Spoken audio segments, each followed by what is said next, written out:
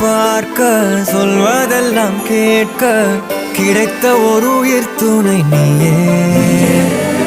என் சிரிப்பில் பாதி என் துயரில் பாதி பகிர்ந்து நீ அருந்துகிறாயே.